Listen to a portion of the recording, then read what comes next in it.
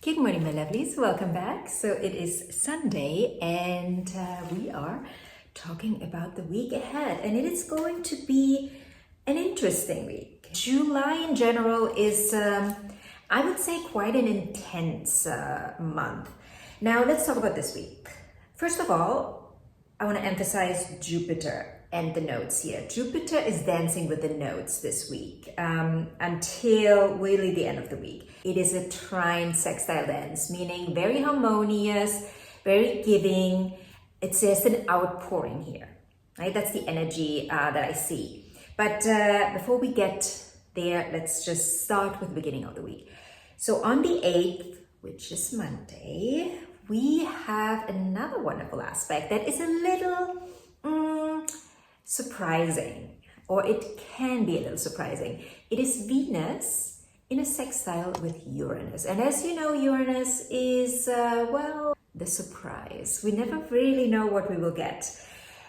And I would say that it's the same here. We don't really know what we will get until we get it. But I would say this is not going to be an unpleasant surprise. Quite the opposite. This is going to be a very, very welcome surprise. And yes, it will most likely show up in relationships in some shape or form. This can be in your love relationship, in your romantic relationship, but this can also be another relationship that you have with a friend, with your boss, with anyone that you have a very close relationship with. So that is a beautiful way to start the week. And let me just change my camera. Excuse-moi. Okay, there we go. Then also on the 8th and the 9th, this week, by the way, this week is full of sextiles and trines. We have one opposition at the end of the week, but mainly this week is full of harmonious energy, outpouring, right? Like I said in the beginning, there's this outpouring this week. It just pours out of people. And what pours out is really lovely, really beautiful energy, giving energy, like embracing whatever, is in front of us.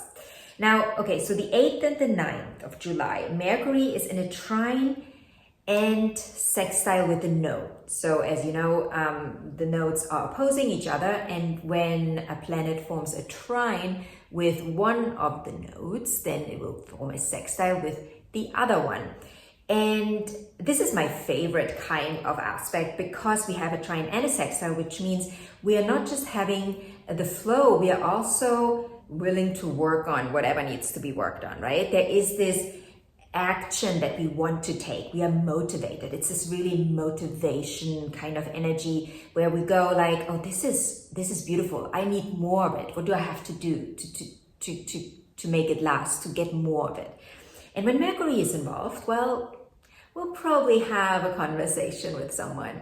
And when the nodes are involved, it usually relates to something that we've brought with us and that we need to alchemize into something else to go forward. So let's just make it simple and take the example of relationships again. So let's say there is something that doesn't work for you in your relationship, right? It's not horrible, but it's just like always this annoying thing that, it's familiar, but you feel like it just doesn't allow you to grow. It doesn't allow you to move forward. So now is a beautiful time to have a conversation about it. What is really going on? What is behind it? Why is this bothering you? And why is it keeping you stuck? What is it that doesn't allow you to move forward? Is it something someone does? Is it an outlook on life that someone has? And you just feel like with this outlook, we're not getting anywhere. And when we talk about this in relationship, it's like, we want to move towards something together. It's like if someone wants to move there and you want to move there, well, you're not really having a relationship. Because you're not really relating to that thing. You got to have something in common, something you're working towards together. So beautiful time to have this to have this conversation.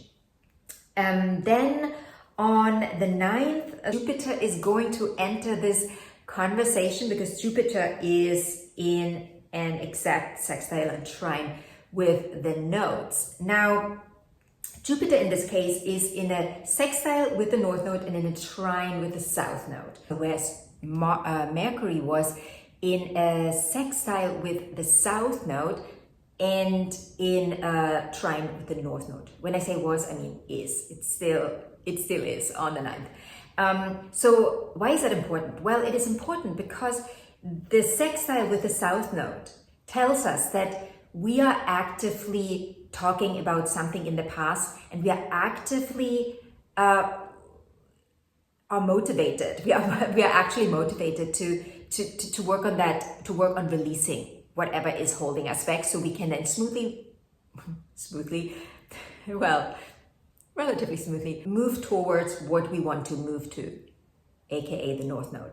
Now, again, so Jupiter is in this aspect for the rest of the week. So there is this expansion in this area, right? We feel expanded. We feel like, okay, Jupiter, the sextile with the north node, wants to actively pursue what is possible in the future, right? It is we feel expansive. We feel expanded. We feel like we can take on the world with this aspect. And we probably really can. And of course, when I say the world, whatever the world means to you in this context, right? So definitely utilize this time. You know, if there are obstacles or you feel there are obstacles in your relationships, because remember Venus started the conversation in the beginning of the week. If there are obstacles in the way in your relationships, just talk. Start the conversation. Start the conversation. It doesn't mean that the outcome will always be what exactly you want, but talking about it is a start. It at least gives you the opportunity, because there is potential in having a conversation, right? Potential for things to get better. If you don't talk about it, well, nothing will change. So have this conversation and, you know, allow yourself to see someone else's perspective as well, and see not just what annoys you about whatever they do, but also what actually is beautiful in what they do and what it can actually give you, you know, not just looking at that, oh, they're doing this again, or they are like this, they're always like that, they're seeing the world like this. What can you learn from it? And is there something that you may be able to integrate in your life? Again, I'm not saying that you have to now take on someone else's perspective and just, you know, be okay with it. Obviously not. But comes to some sort of understanding so you both can overcome whatever obstacle there is, and then decide where you want to go from there. Now, on the 11th, we have another trine. I mean, actually, we've got two more. We have the Venus trine Neptune and the Sun trine Saturn. The last one, meaning Sun trine Saturn, is probably my favorite aspect this week. Well, you know, Jupiter in the nodes is quite up there as well, but Sun trine Saturn is probably one of the most beautiful aspects we can get, because Saturn is in the mix and it is a trine. So generally, a trine is, I always call it the aspect for the lazy, but when Saturn is involved, we don't really have anything lazy here, right? The Saturn lazy is really not part of the equation.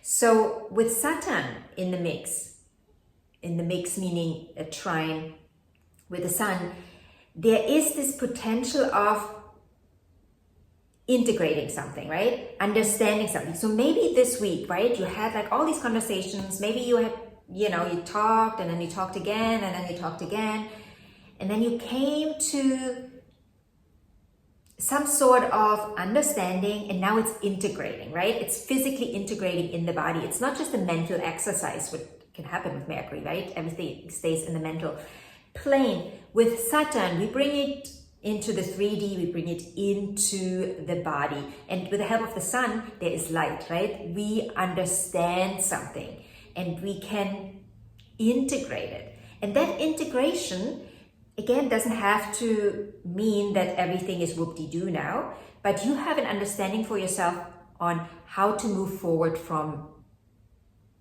here. And that Venus trine Neptune, it can blur the vision a little bit, not gonna lie, right? We have to make sure, that's why I'm so happy that Saturn is here as well, right? Because with Venus trine Neptune, well, you know, we just gonna keep the rose-colored glasses on and say, well, you know, I'm just gonna relax, have a glass of wine, maybe champagne, and just enjoy my life, and you know, everything will fall into place. It can happen, right? That is the aspect for the lazy, right? Where sometimes it is actually not really getting us where we really want to go in this world. But with Saturn here, you know, Saturn is going to be there and push us a little, right? There will always be this kind of, okay, well, I have to actually do something about this. I can't just sit here and sip champagne. I gotta move. Because if I'm here and I want to go there, this is not just gonna happen. I'm not gonna beam myself there. I will actually put on my shoes and walk there. That is that kind of energy. And now we are getting to the juicy part of the week. On the 12th, and this is an energy we take into the weekend, Venus is opposing Pluto, and I'm really actually very excited about this aspect, because after all these trines and a little bit of lazy energy, but like I said, with Saturn, it's not going to be too lazy. You know, Saturn will keep us on our feet. But with Pluto now, with Pluto, we're going to make the harder decisions, right? So we talked, and then we talked again, and then we thought, okay, you know, maybe we can make this work somehow. And now Pluto says, okay, how exactly are you going to make this work, right? There's an opposition. You got to make that decision, right? Venus opposing Pluto. Venus just moved into Leo. Leo energy is like vibrant. Venus really feels herself. She just wants to go out, have fun, be the life of the party. And Pluto says, well, have you done your homework? Have you done your homework before you went out? And then Venus will say, well, you know, I tried, but then, you know, I had to be somewhere and I couldn't. Well, Pluto said, well, go back home. Go back home and do your homework. That's that kind of energy. So Pluto's probably going to be a little party pooper this weekend. It will also, though, saying that it will also bring out intense desires. And we will probably try to fight those desires. Very animalistic desires we're talking about here. So this is also part of the lesson that Saturn is trying to remind us on, right? What is productive for you to going forward? Giving into your instincts, or, you know, restraining yourself and overcoming the obstacle that way, right? What is productive? Remember, the North Node was big this week. So how do you get to that North Node? And how is Pluto actually helping you? How can you utilize that Plutonic energy, right? This unearthing energy. You can use it in an animalistic way, in a very instinctual way, where you just, you know, do the thing that you want to do in the now, or you can use this really, really intense energy as a jumping board to getting over there. But that probably also means there is some restraining necessary. So it is actually, now that I've talked about this with you, I'm liking this week.